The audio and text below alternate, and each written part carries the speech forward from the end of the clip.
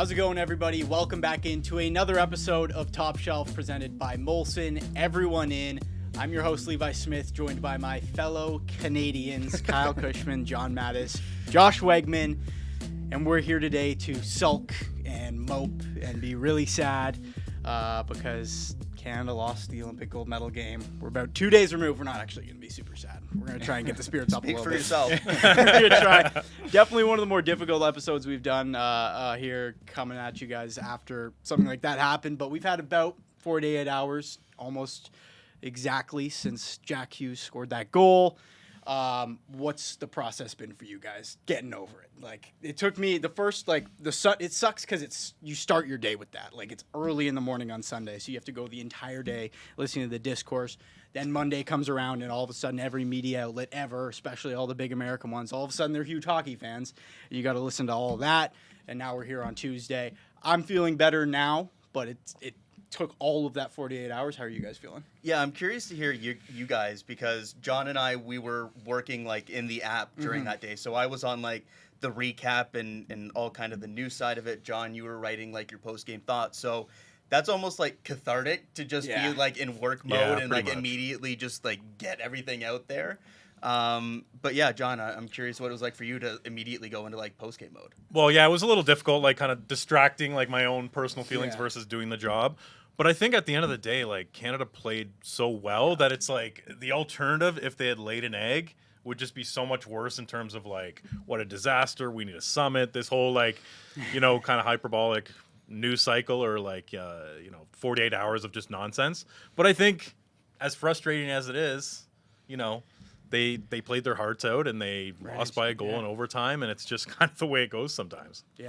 Yeah, I'm pretty happy I was off for it, to be honest, because I've been in your shoes so many times, Cushman, for Leafs or Canada or whatever. I was going to say, Leafs, I think you have fair few experiences. Have to write the team loses, is out, whatever. So, yeah, I was fortunate to be off. I was able to just enjoy it as a fan, and then not have to go on Twitter for a few hours after that. I stayed off for a bit just for my own, sane and well-being. But, I'm pleased I was able to sort of just remove myself from that entirely for a bit. That is a good method. Played some chell with some friends online, put some truculence on my guy.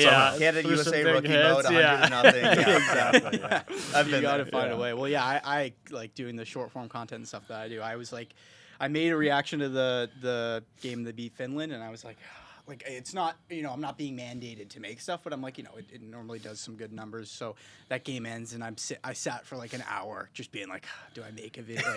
What do I do? Finally muster up the courage to basically cope on the Scores Instagram and TikTok page, and flooded comment section of Americans being oh, whatever. It was a tough day for me. So, but one thing, on the bright side, I guess, is that we don't lose very often. So this is kind of the first time as Canadians, and that we've experienced a like loss. that cope method. Don't worry, I've got all the stops. Well, there's the other side. For me personally, I'm a Bills fan, Jays fan. It's been, there's been some tough moments this year. I'm almost so the scar tissue is built up. This is nothing. I've got Leafs and Bears. I'm well used to. Yeah, we're fine. But in terms of Team Canada's hockey, not a lot of losses. So when you lose, you get to learn a lot. And obviously, we haven't had the opportunity yet until today. So let's go around the horn. I'm just going to ask you guys, a lesson that we've all learned from this Canada loss. One thing that I think you think will stick with the team and stick with the fans. What do you got for us, Josh?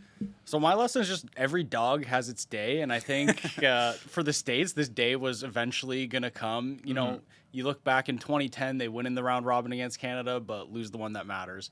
In Four Nations, they win in the round robin, lose the one that matters. I think it was only a matter of time before the States won the big one and won the one that matters. There's just too much talent in this nation over the past decade or so coming through that it wasn't going to happen.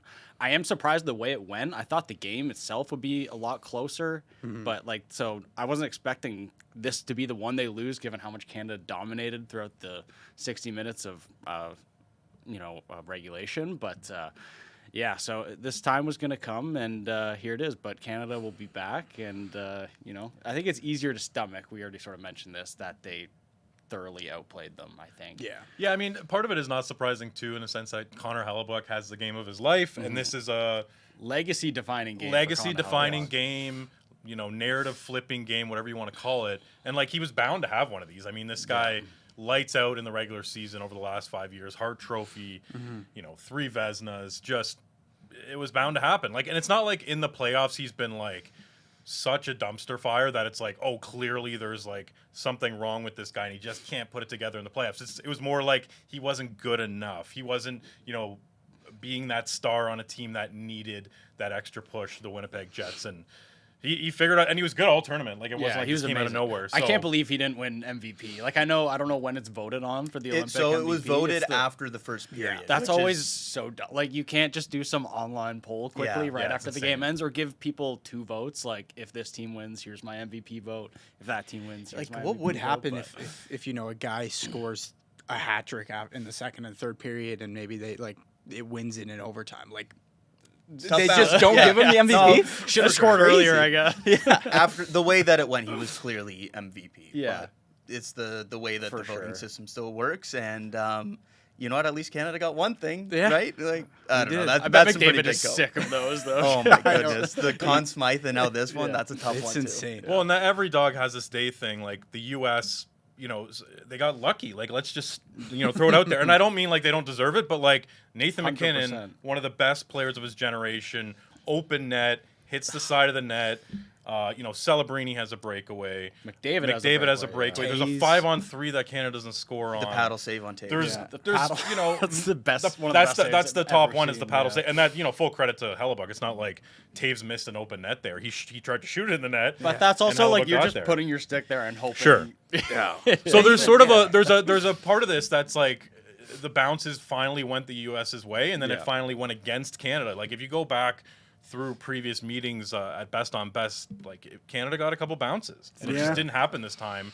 And that again doesn't take anything away from what the U.S. did, but you play this game, 100 times, Canada probably wins like 95 of them. Yeah, that's what Nathan McKinnon thinks as well. That was like an all-time. You be the judge. All-time What was tough the deserve quote to win after. meter? No, I'm just kidding. I mean, the expected goals were like 6-2 or something. Yeah, So- crazy. Every dog has its day. I like that stance, Josh. John, biggest lesson that you learned from this? So I'm not on team like National Summit. We need to really reevaluate this roster. Everything went wrong. It's like if they had scored in overtime, no one would be talking about anything. But I would say that they do need to start focusing on and prioritizing taking their special players regardless of age.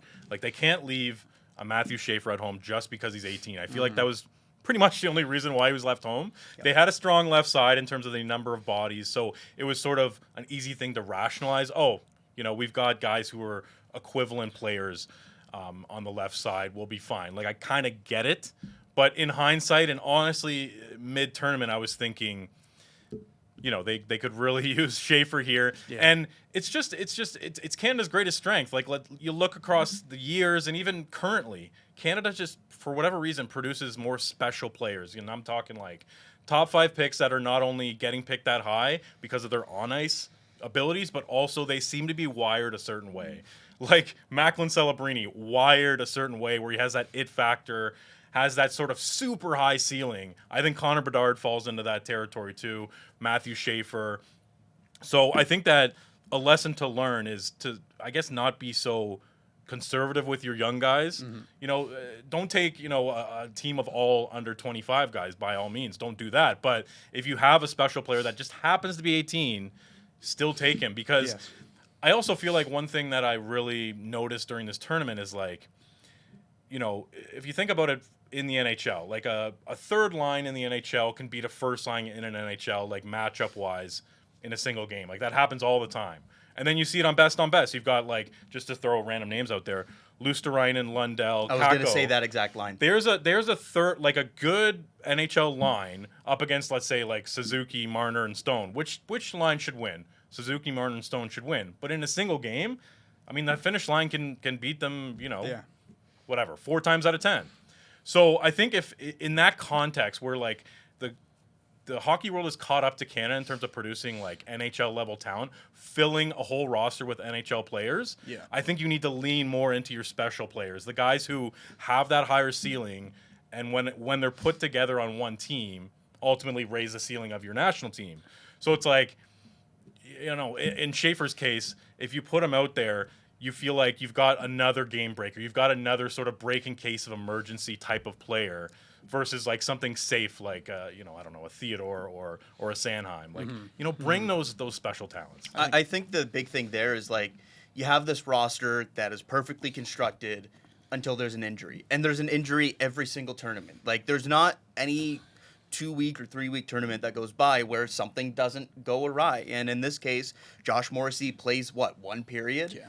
You talk about having Matthew Schaefer potentially on this roster. Like, that's a huge difference when you're like, okay, well, we'll take like a Sanheim or whoever at the bottom of this lineup because we have Morrissey there. Well, until Morrissey's gone, and then you don't really have a replacement. And we saw that, I think, particularly in some of those comeback games for Canada where it was like, what, 3 defenders that they trusted to move the puck and everyone else was playing like 12 minutes. Some things like that. And in terms of the special players, it's like, even if you don't have a role for them in like the regular lineup, you have a 25-player roster for a reason. There are injuries that are going to happen, and I think the extra room that you're allotted with some of these extra rosters, which you didn't used to have when it was 23 players or whatever, I think you need to utilize that to bring those, as you mentioned, special players who are the break in case of emergency or whatever you want to call it. So I completely agree on that front where, like, Macklin Celebrini played 25 minutes in a comeback win for Canada. Yeah.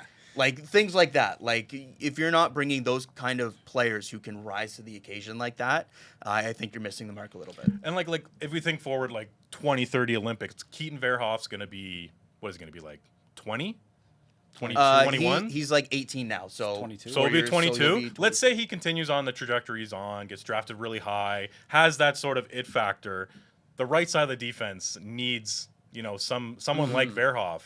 And I'm looking way in the future, but like there might be a discussion at that point where it's like, I don't know, he's so young, you know, he's you know, not quite, you know, at what we want in terms of like the full package, but it's like, again, that's another special player, a guy who you should be leaning on versus like trying to build a team that the Finns could also build. Yes. And then next thing you know, you're in a 1-1 game, you know, late in the second period or something against Finland. Yeah, it's The one like, thing I'll push back on with this is like, as much as we know Schaefer is going to be amazing and he's having a great rookie year, but is he that much of a difference maker right now in Olympic level hockey? Like, how much more game breaking plays is he making than a guy like Shea Theodore? Like, I don't know, but is he making more mistakes? Probably, just given the inexperience. So, I mean, it's, again, you kind of mentioned it off the hop where if Nathan MacKinnon scores on a wide open net, we're not having any of these conversations at all. But yeah, We're also having worse conversations if they don't come back against Czechia, it's though, true, right? 100%. Yeah, this is more of like a nitpick and just Yeah. sort of like realizing that the one thing you have over other nations is these like real special best of the best, elite of the elite players, and you should not necessarily bring them all, like just close your eyes and bring them all. But, you know, I would have taken Schaefer, and then Bedard would have been more like on the fence. Okay, it depends like how you're going to use them, everything, and all that kind of stuff. But like, really don't let age just get in the way. It's a good point too that you made though, Kyle, because that game that they almost lost to Czechia, we saw like it felt like there was like 8 forwards out there that you could plug in, try somebody else, because until Suzuki scores that goal, like there was no depth at all coming through. So I think the argument still stands, just given that we did get a little bit fortunate that we won that game and then won the next game and we're able to at least have this conversation after a gold medal loss, because if that loss came then, yeah, I would be looking at like, then we would need the summit. yeah. Like everything that happened post Sidney Crosby injury, I'd be the team completely shifted. All of a sudden, you're rolling out like lines of Tom Wilson, Sam Bennett, and Mark, like scrappy lines that really aren't doing a whole lot. You got guys like Seth Jarvis not really making an impact, and that's where I'm looking at this, and I'm like, man, just like give me Connor Bedard or something, like just anything other than these guys that are just keeping up with the other third lines of these countries. So yeah, I think it's a great point. We'll get to yours, Kyle. Biggest lesson? Yeah, I'm glad you mentioned some of that, where for me the biggest takeaway is finishing matters most. Like you look at that gold medal game, Canada has so many looks on goal, and yes, obviously there's the misses that we can talk about, but I think ultimately a lot of it comes down to just finishing on your opportunities. And even Nathan MacKinnon said it after the game, where it's like he was asked like what Canada could have done differently or like what the difference was in that game, and he was like, just finishing. And I think some of that comes down to obviously making good on your opportunities, some of the breakaways you have, that horrificness that you're seeing right now. But a lot of it as well, I think, comes down to some of the roster selection and where you think about prioritizing goal scoring versus maybe some of the elements that they prioritized around the lineup, where maybe it was physicality or puck moving or speed or some things like that, where goal scoring needs to be at or like second on that list now. And you think about some of the guys that aren't on this roster who are at or near the top of Canadian goal scoring charts this season, and it's like Mark Scheifele, Connor Bedard, Wyatt Johnston. If you go to like a second tier player who I personally wouldn't have considered, but like Morgan Geekie has over 30 goals this season. Players like that, where it's like, would you have rather had X player at the bottom of the lineup who played a good role, but maybe isn't going to score you a goal in a big moment, or take a Scheifele who you know can put the puck in the back of the net, Bedard who can break through in a tight game no matter what the situation is, Wyatt Johnston who's been one of the best power play scorers in the NHL this season, things like that. I think that's a big X factor that you have to look at. The flip side of that, of course, is the U.S., what they did was they took specific players for specific roles, and it worked basically as good as you could have possibly hoped. They were also heavily outplayed in that gold medal game. So there's the pros and cons of all of it, but I think for me, one of the big takeaways is putting even more priority on finishing talent in these best-on-best games, because it seems like no matter what the situation is, no matter who you're going up against, is going to be a very tight game where the margins are so thin that these one-shot shooters are a lot of the time going to make the difference. Yeah, I couldn't have said it better. Like, I know the Americans, like in the way that they built their, because I think who is it, Zito? He's like, we built this roster to beat one single team. Like, that's all we did. And it's true, like Canada just kind of threw a mix on the paper, and yeah, you saw at the final, like when you can't finish, everything goes wrong in the roster construction. Like from we can dissect everything. I mean, it was kind of insane that at one point they were a one-line team. Like, what are we doing here? When Yeah. you have 14 like either stars or like fringe stars on their NHL team, like only 3 of them can get it together. What's going on? And yet the reality was, at that point of the tournament, like that's kind of the way that Canada was just succeeding. It was like everything else either wasn't clicking or wasn't going to the way you expect. And then when you have that loaded up top line, it was like everything was generating through them. So it was almost a necessity to do it rather than a luxury at certain points of the tournament. But certainly as soon as, and part of this is because of the Crosby injury, right? Like you start the tournament and you have that 3-headed monster down the middle, but then Crosby gets hurt and McKinnon is playing better on the wing and he's a little bit banged up as well. And it goes from this well-constructed monster, again, we talked about earlier, before injuries, and things happen that alter your lineup, and then it becomes a situation where as much as I love the Marchand, Bennett, Wilson line, it's a line that's not really going to put the puck in the back of the net as many times as maybe some other players that could have been selected or in different situations or whatever it is. So certainly going forward, and the next major or international event is more NHL tailored at the 2028 World Cup. There's going to be more physicality talk then as well. But I do think that this tournament showed that finishing talent is one of the most important things that you can bring in your roster. Yeah.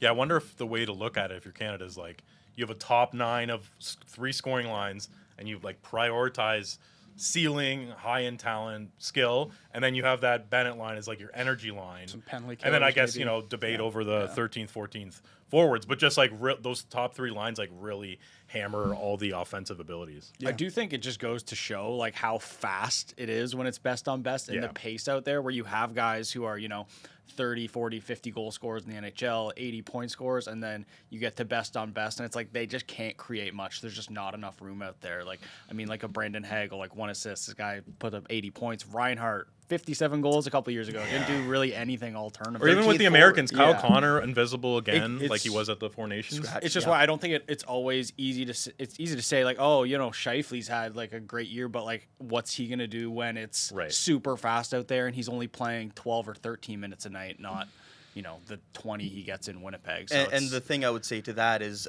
obviously the difference for the Americans was Jack Hughes, who was playing a 4th-line role to start the tournament, ended up playing like 3rd-line minutes, but was playing like 12, 13 minutes throughout the entire tournament, did that in the gold medal game as well. But because he has that game-breaking ability, even playing at the bottom of the lineup, he made the most of his minutes and was one of the most dangerous U.S. players throughout the entire tournament, despite playing like the 9th or 10th most minutes out of the roster. He was electric all tournaments. Yes. Yeah. It was very fitting that he scored the game winner. It was really good. Well, yeah, speaking of, I'll first say we're going to talk about Canada a little bit more in the episode. The focal point of this episode is we're going to do some building of the next roster the next time Best on Best comes around, which is 2028 at the World Cup.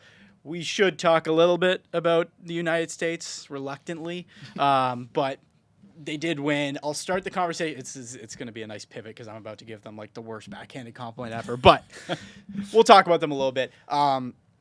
Watching this game, like as a Canadian, obviously this is not like the outcome I want. As a Canadian hockey fan, though, I think that there's a world where this is the best outcome, and I'll tell you why. Because the Canada-USA rivalry has been so built up for so long. And credit to the States, they've been the second best team all along, but they don't win. They haven't beaten us at all. And so it's not much of a rivalry when one side wins every single time. You look at the Four Nations, we beat them. You look at the World Cup of Hockey, they weren't there, we win. 14 Olympics, 2010 Olympics, 2002 Olympics. Like Canada's winning everything, and so I think from the perspective of being a hockey fan and even being a Canadian hockey fan, where I could use maybe a little kick in the pants every once in a while, I think that this is terrific that the States have won. Again, it sucks that it comes at our expense, but for them to beat us as well, it'd be different if we lost in the quarters or the semis and they won the gold. I think for them to beat us is a huge change in the shift of hockey. Really, we finally get the chip on our shoulder that they've had on their shoulder for so long, and they get to defend themselves as this top hockey nation now. So it's going to add way more fuel to the fire for Canada. Basically, thanks for beating us, USA. Like, now good luck, which is like a terrible thing to be saying after they've just beaten you. But that's helped me cope a little bit over the past 2 days, where I'm like, okay, at least like, a little bit of a changing of the guard might not be the worst thing for hockey and for hockey in Canada. Would you guys agree? It is a certain element of like the reality check of like, it's not automatic. Like, it's not a guaranteed win, especially against the United States. And I am curious to see how that impact goes forward for either roster choices or development or all of those certain things. But I think the big thing for me in the United States here is like, they took a lot of heat for the roster that they built. I questioned a few of the choices as well, and it played out basically perfectly for what they had hoped. Like, you hear what like Vincent Trocheck says after the game, and basically being like, I heard the people who doubted me being here. Or he like did his job too. He won some huge face-offs. Yeah. And that's exactly it. Yeah. Like, you think the about penalty kill went 17 for 17. Yeah, it's wild. The big moments of this tournament for Team USA.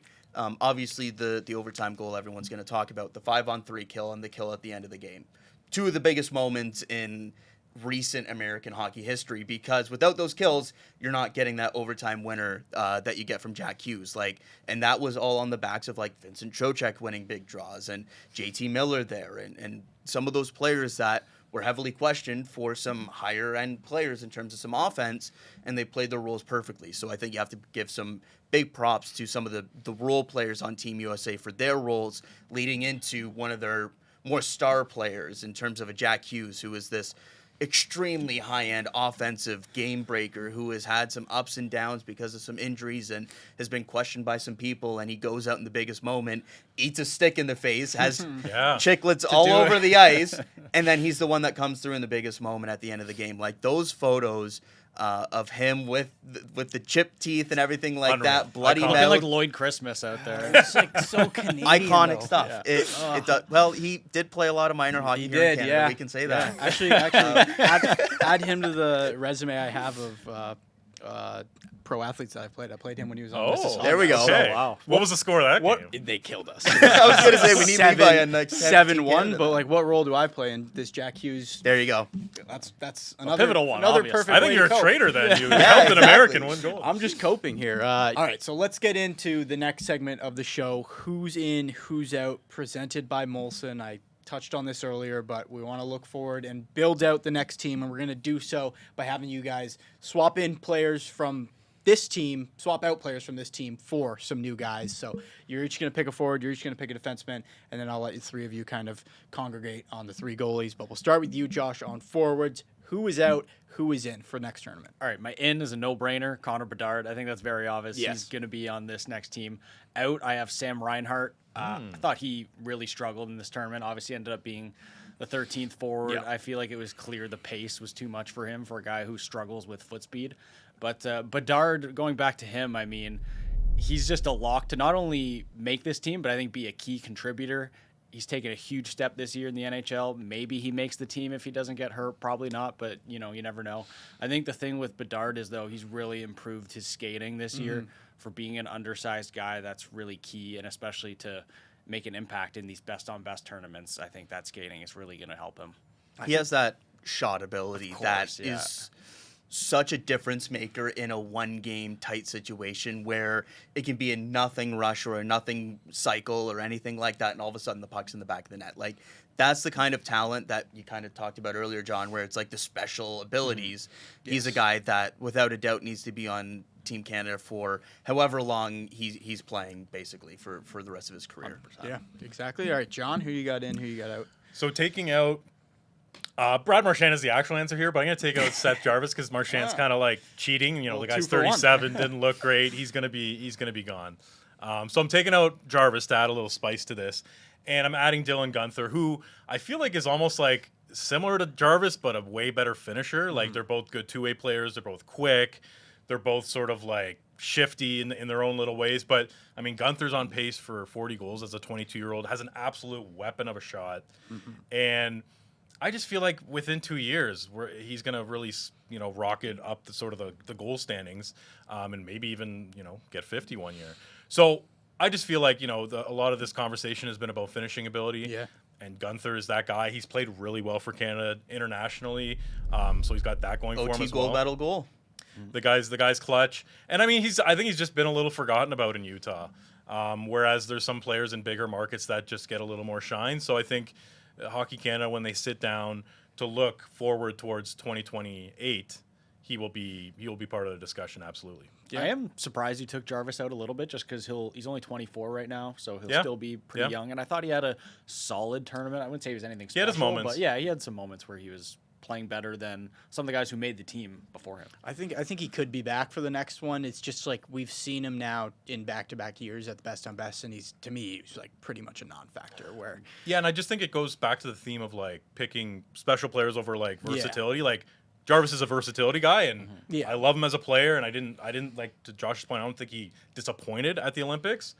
But, he left something on the table in terms of, like, really, putting the puck in the net or doing something special. The way that this list is trending, too, with, like, Bedard and Guenther, like, just absolute snipers. Yes. Maybe there will be a spot for a Seth Jarvis, like, Sure. there, where you need a guy who can just grind it out a little bit. I like the pick so far. Kyle, who do you got out? Who do you got in? Yeah, I've got Mark Stone out, and coming in is Wyatt Johnston. You talk about some of the versatility there. I think Wyatt Johnston can replace some of that if you're maybe leaving off somebody like a Jarvis, who I also would have in this mix here. But in terms of Johnston, like, can play center, can play wing, has been lethal on the power play this season in Dallas.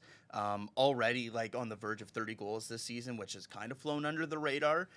Has played in a lot of big game situations already just in Dallas with some of their deep runs.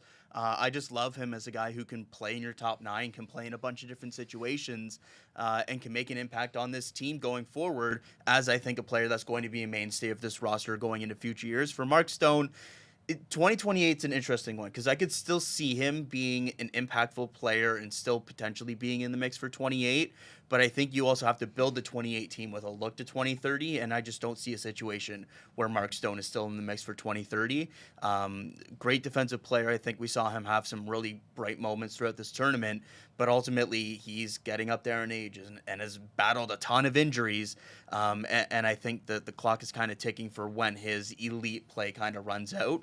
I think we're going to see that throughout the rest of the season. We'll probably see it into next season. But after that, I think the clock is starting to tick on Mark Stone's career. Yeah, I know it's a huge difference of, like, we're talking 2 years down the road versus like 12 since the last best on best Olympics. But the trend here, like Bedard, Guenther, Johnson, just all three absolute goal scorers out for some, like, more, role players and stuff, feels kind of in a way similar-esque to, the transition that the United States has made, where they're replacing, like, a David Backus with an Austin Matthews and a Jack Hughes, like, guys. There's not a David Backus on the board there. These are all really good players. These are all really good More players. pace too. Just a big step I see up what you're saying, in the finishing department. I mean, the crazy thing is that Reinhart was one of the tops, one of the 6 first Yeah, players it is named to the true. team, and deservedly so. This guy scored 57 goals, 2-3 years ago.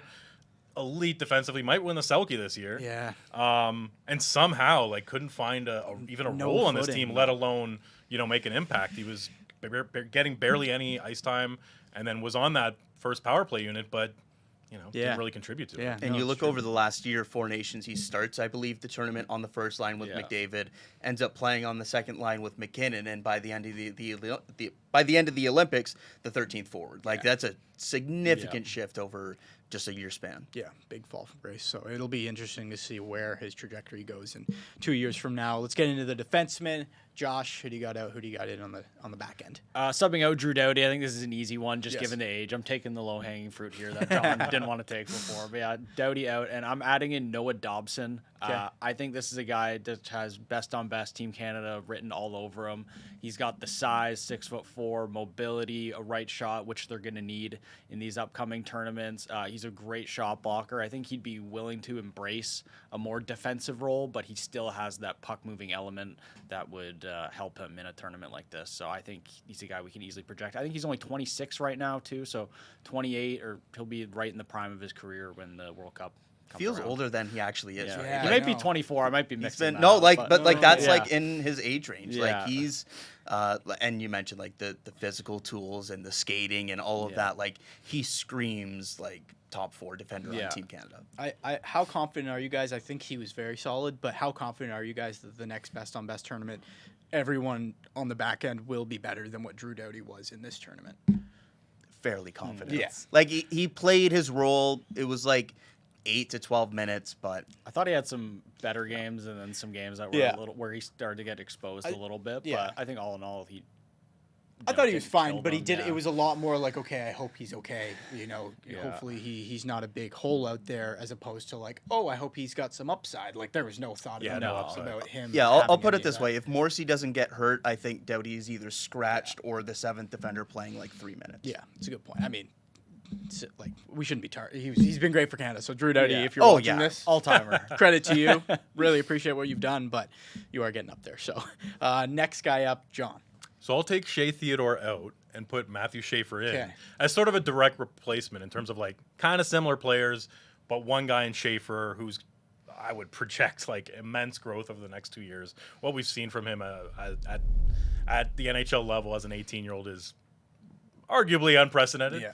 I would say definitely unprecedented. Yeah. And like Shea Theodore kind of, falls in somewhat of the Doughty category for me in terms of performance at the Olympics. Like, I'll say he played better than Doughty, but not by a significant degree. Like he was kind of playing at a replacement level standard. And I just feel like the left side of the D is so stacked with options, especially if Josh Morrissey is finally healthy, that you just at the end of the day have to take a pretty good player out because you do need right-handed shots.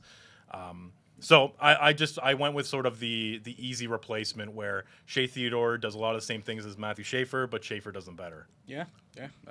I think that was definitely, you took the low-hanging fruit on Doughty, but Schaefer, absolutely, like he's got it. Yeah, 100%. No doubt He's about it. so sick. He's so good, especially too. Like I think a big thing about this is what we saw out of Celebrini, where it's like I had my own doubts. Like I know he's top of the leaderboard in the points department this year, but the guy's so young. What do you expect? Sure. But from him being so dominant, it just makes me want Schaefer, Bedard, all these young guys, McKenna on the next team. So Oh, McKenna, we haven't mentioned him. McKenna should be interesting. But last but not least on the back end, Kyle. Yeah, sticking on the right side for me, Colton Parayko out, Evan Bouchard in. I know it's the controversial one about Bouchard, but I look at the way that this tournament played out, and it's like if you're going to have shots from the point from guys like Colton Parayko or whoever else, and you're going to have some muffin passes and whatever turnovers in the defensive zone from your defensive guys, I would rather see somebody who can move the puck like Bouchard, who can shoot the puck like Bouchard.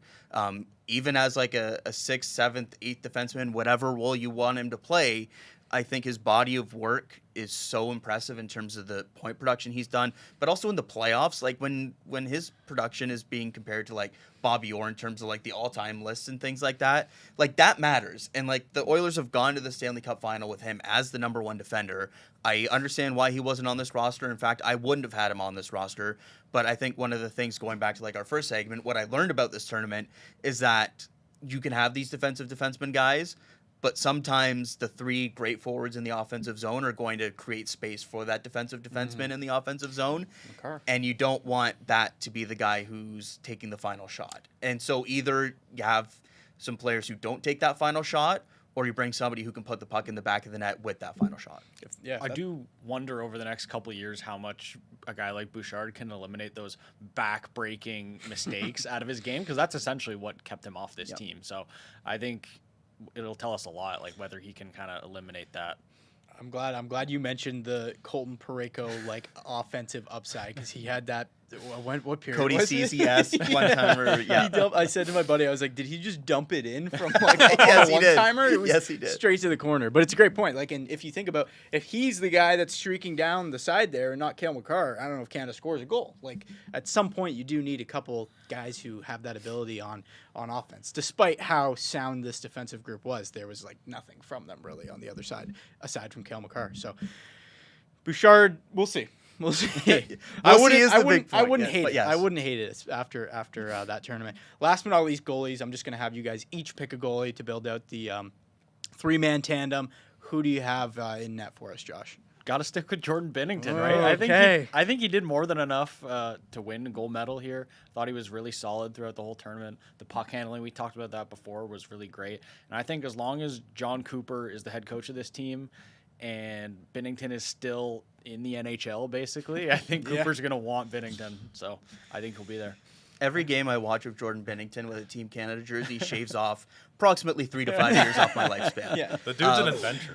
He is so He chaotic. played well. And then plays well in those big moments. Like, Yeah. I think about, like, that, obviously, Jack Hughes gets the overtime goal, but, like, that first save on Quinn. Oh, with the glove, Huge. that was so Out of absurd. position, Yeah. obviously, but makes a miraculous save, and Yeah. like that's the kind of things that he does, and then he also like gives you heart palpitations and all these things. We but- said it before this tournament, like don't pull him until he deserves to be pulled, and like there was no reason really ever No. to me that he deserved to, and so I have the same feeling towards, Resentment. resentment. I have the same feelings towards the next time that best on best is Yeah. happening, this World Cup of Hockey. He didn't show me anything, so unless he craps his pants during the NHL next couple seasons, keep him in there. John, who do you got? Does this season not Yeah. count as crap? Yeah, what about Yeah, this season? well, Sorry. but he just redeemed it all with this performance. Bought him another year in my books. Yeah, Who do you got for us, John? I'll go with Mackenzie Blackwood here, Okay. who was like briefly in consideration for an Olympic spot. He's dealt with some injuries this year, but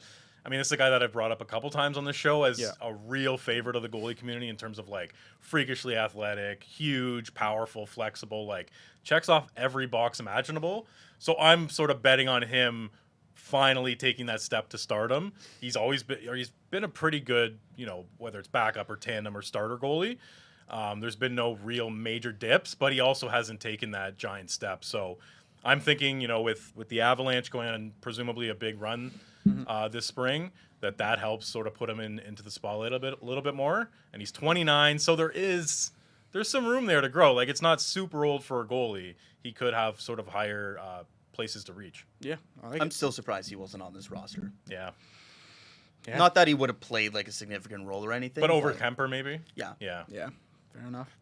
Bennington, Blackwood, who do you got for us? Let's go off the board a little bit. Jet Greaves. I love this guy. yeah. He Let's go. is This is an your guy. absolute stud. Like, he is significantly outplayed Elvis Merzlikins this season, in my opinion, in Columbus. He's been great everywhere he's played, like the past couple of years, and he's finally gotten this NHL opportunity and is kind of taking it in Columbus. And yes, that's a team that doesn't necessarily have a super high ceiling, but we've seen them turn it around recently here. Could be playing in some more big games down the stretch. Like, you look at the end of last season and the lights out play he had to almost get Columbus into the playoffs there. I just really like his upside as a goaltender that I think is going to have some good results year over year on the smaller side, but I'm not concerned about that because I think he has like this kind of UC Saros-esque game to him. Athletic goaltender, even though he doesn't have the height or the size or anything. But again, just a goaltender that has really impressed me every time I've seen him, both at the NHL now and kind of previously as well, to the point where you go a couple more years, we'll be 26 or 27 years old by 2028, and I think we're kind of waiting for that next wave of Canadian goalies to come through.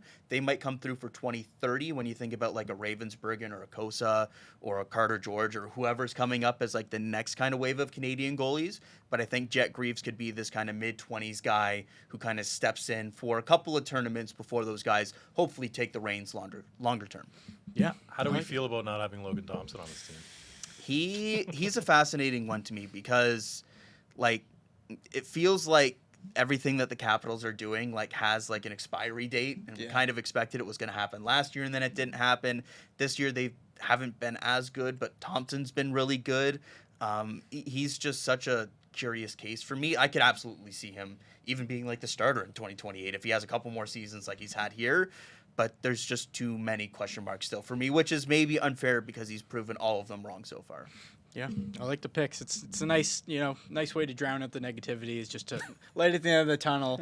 Let's look ahead now, but it's exciting. It's still exciting to do. It's a fun exercise, and I like a lot of the names that we have here.